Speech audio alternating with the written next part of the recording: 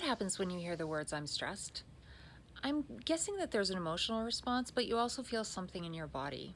And that's what this video is about today, is the physical signs of stress and what can you do about them. Hi, I'm Kim Long and I'm with Dochas Psychological Services in Spruce Grove, Alberta.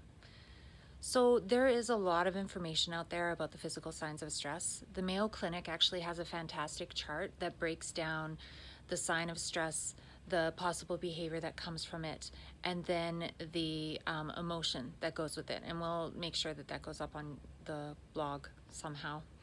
But they identify the physical symptoms of stress, and I have a cheat sheet here. So as headache, muscle tension or pain, chest tightness or pain, fatigue, change in sex drive, nausea or stomach issues, and sleep disturbance.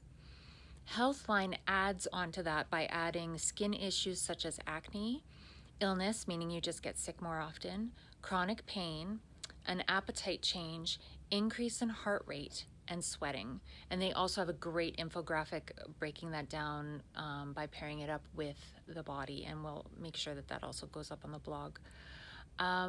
So basically, stress affects every part of our body, usually in ways that we don't want it to.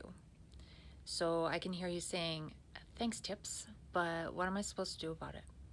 So as I've said in other videos, I have a bias about therapy. So therapy is always an option, according to me.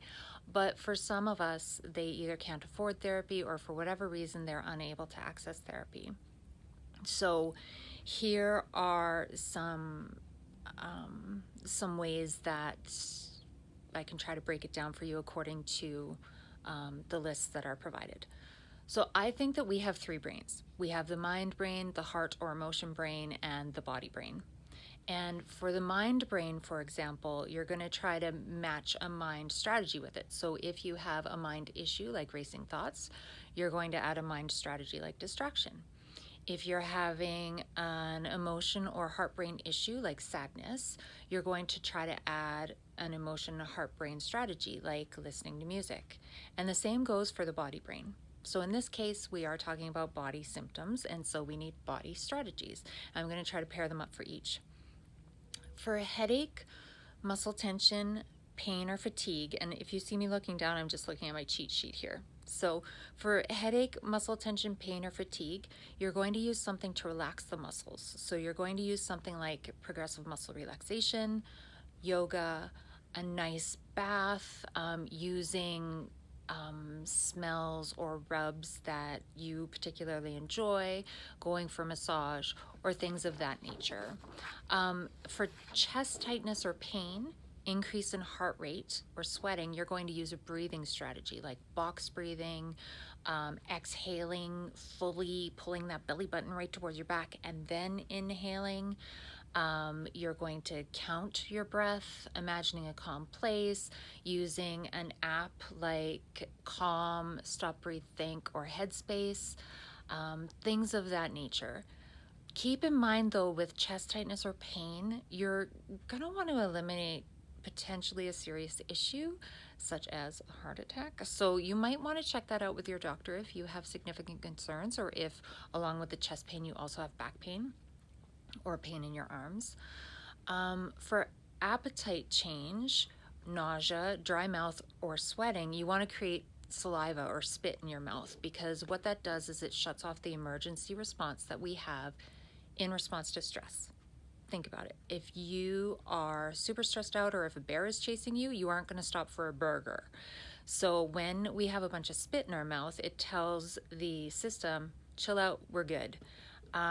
So sucking on a mint, chewing gum, thinking of your favorite food.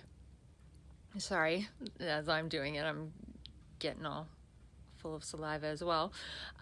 Sipping water, running your tongue over the outside of your teeth. Any of those can help to create spit in your mouth. And finally, for skin issues, change in sex drive, or sleep disturbance, you'll want to track the changes there as you moderate your stress in other areas, and just see what kind of response that has, because those issues, in my opinion, can involve a response that's a little bit more in depth for the time that we actually have here, but we can certainly address it in other videos or other blogs if you would like. So now I invite you to choose a strategy, put it in your toolbox, and give it a shot. You're going to want to use it more than once, and you're going to want to sit in the strategy for a couple minutes. It's not going to be an instantaneous response, but you should be able to notice some differences.